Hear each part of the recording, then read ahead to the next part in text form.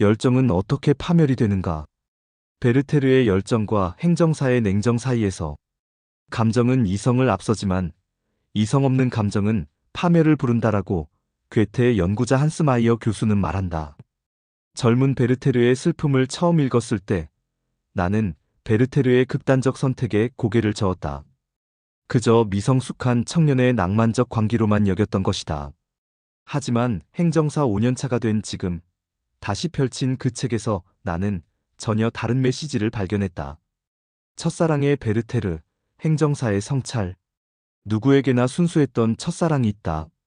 어떤 이는 첫사랑의 성공에 결혼에 골인도 하고 어떤 이는 가슴앓이만 하다 시도해보지도 못하고 끝나버린 짝사랑도 있다. 나에게도 첫 짝사랑이 있었다. 중1 때 교회에서 만난 한 여학생. 너무도 활발하고 거침없던 그 아이에게 첫눈에 반했다. 그렇게 7년에 걸친 나의 짝사랑이 시작됐다. 매번 말을 걸어보려 시도했으나 실패했고 좌절하기를 수백 번. 안심했다. 전략을 바꿨다. 편지를 쓰기로 했다. 썼다 지웠다를 수십 번. 드디어 나의 마음을 전달할 편지가 완성됐다. A3용지로 8장. 정말 많이 적었다. 그 친구가 나에게 말을 걸어왔다. 잘 읽어보았다고. 우리는 공부해야 할 때니 나중에 사귀자고. 지금이라면 딱지 맞은 것으로 바로 알아챘겠지만 그때는 순진해서 그 말을 고지고대로 믿었다. 둘 다 대학에 들어가서 만났다. 다시 만나보니 중고등학교 때 내가 상상했던 그 친구가 아니었다. 허상을 내가 만들어 7년간 좋아했던 것이다. 역시 짝사랑이었구나. 나는 좋은 추억을 만들어줘서 고맙다고 답장하고 그 시간 이후로 그 아이를 내 뇌리에서 지웠다. 그때 나는 깨달았다. 베르테르와 나의 차이를. 베르테르는 허상을 끝까지 붙잡고 파멸을 택했지만 나는 허상을 인정하고 내려놓을 수 있었다. 1년차의 베르테르, 5년차의 성찰. 그 첫사랑의 기억이 행정사 1년차 때 되살아났다. 의뢰인의 억울함에 마음이 뜨거워졌고 불합리한 행정처분에 분노했다. 산업재해 승인을 받지 못한 김씨 아저씨의 사연을 들으며 밤새 자료를 뒤적였고 하도급 대금을 떼이고도 신고조차 못한 중소기업 대표의 한숨소리에 나도 모르게 주먹을 쥐었다. 이건 말이 안 돼. 어떻게 이런 일이? 베르테르가 샤를로테를 향한 불가능한 사랑에 몸부림쳤듯 나는 완벽한 승인을 향한 불가능한 열정에 몸부림쳤다. 그때의 나에게 타협이라는 단어는 패배의 동의어였다. 감정의 홍수, 이성의 둑. 2년차 어느 날 행정심판에서 기각 결정이 나온 사건이 있었다. 의뢰인은 내 사무실에서 펑펑 울었고 나는 그 모습을 바라보며 흠칫했다. 내가 베르테르처럼 감정에만 매몰되어 있는 건 아닐까? 중1 때 그 편지처럼 나는 또다시 허상을 만들고 있는 건 아닐까? 의뢰인을 위한다는 명분으로 불가능한 완벽함을 추구하고 있는 건 아닐까?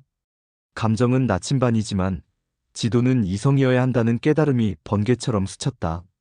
로테를 포기할 줄 아는 지혜. 베르테르에게 샤를로테는 손에 닿을 듯 가깝지만 결코 가질 수 없는 존재였다. 행정사에게도 그런 로테가 있다. 완벽한 승인, 의뢰인의 100% 만족, 모든 법리적 논리의 완벽한 구현. 이 모든 것들이 우리의 로테다. 3년차 무렵 나는 중요한 선택의 순간을 맞았다. 하도급 대금 미지급 분쟁 조정 신청에서 의뢰인은 전액 회수를 원했지만 현실적으로는 일부 회수가 최선이었다. 베르테르였다면 어떻게 했을까? 불가능한 사랑을 포기하지 못해 파멸을 택했을 것이다. 하지만 나는 달랐다. 사장님, 현실적인 선택을 해야 합니다. 70% 회수도 큰 성과예요. 의뢰인은 처음엔 실망했지만 결국 수긍했다. 그때 나는 깨달았다. 진정한 전문가는 로테를 포기할 줄 아는 사람이라는 것을. 베르테르의 편지, 행정사의 서면. 베르테르는 친구에게 편지를 썼다. 자신의 감정을 토로하고 내면의 갈등을 털어놓았다. 그 편지들은 아름다웠지만 결국 자기만족에 그쳤다. 행정사는 어떤가? 우리도 신청서와 신고서를 작성한다. 행정심판 청구서, 분쟁 조정 신청서, 이의신청서. 하지만 우리의 편지는 베르테르의 편지와 달라야 한다.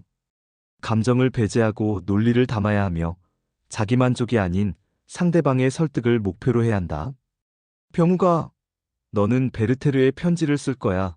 아니면 승인받는 신청서를 작성할 거야? 4년차 어느 늦은 밤, 하도급대금 미지급 분쟁 조정 신청서를 작성하며 나는 나 자신에게 물었다. 감정적으로는 원사업자의 횡포가 터무니없다고 생각했지만 신청서에는 차분하게 계약서 조항과 법적 근거를 담았다.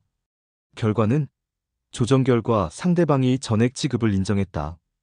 비렐름에게 보내는 마지막 편지. 베르테르가 비렐름에게 마지막 편지를 남겼듯 나도 후배들에게 하고 싶은 말이 있다. 감정은 우리를 움직이게 하는 연료지만 이성은 우리를 올바른 방향으로 이끄는 핸들이다. 5년 차인 지금 나는 여전히 의뢰인의 사연에 마음이 아프다. 하지만 더 이상 그 아픔에만 매몰되지 않는다. 감정은 받아들이되 행동은 이성에 따라한다. 이것이 베르테르를 넘어선 진정한 성숙이 아닐까? 최근 한 의뢰인이 말했다. 선생님은 마음은 따뜻한데 머리는 차가우시네요. 그 순간 나는 웃었다. 베르테르는 마음도 뜨겁고 머리도 뜨거웠다.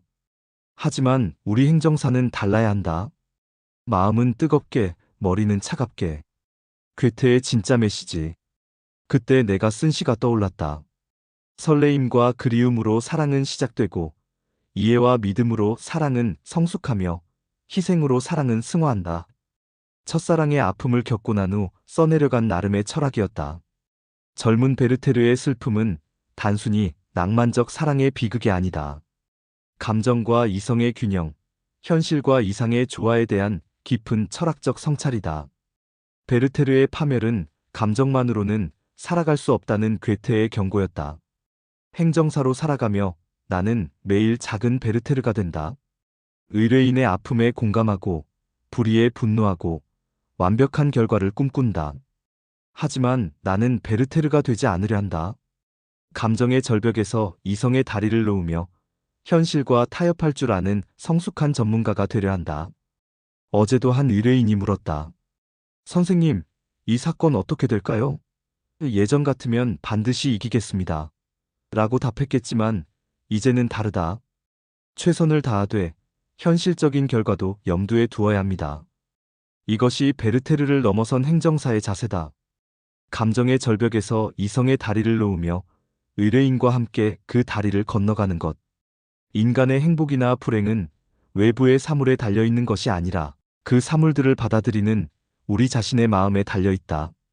마이너스 요한 볼프강 폰 괴테, 젊은 베르테르의 슬픔.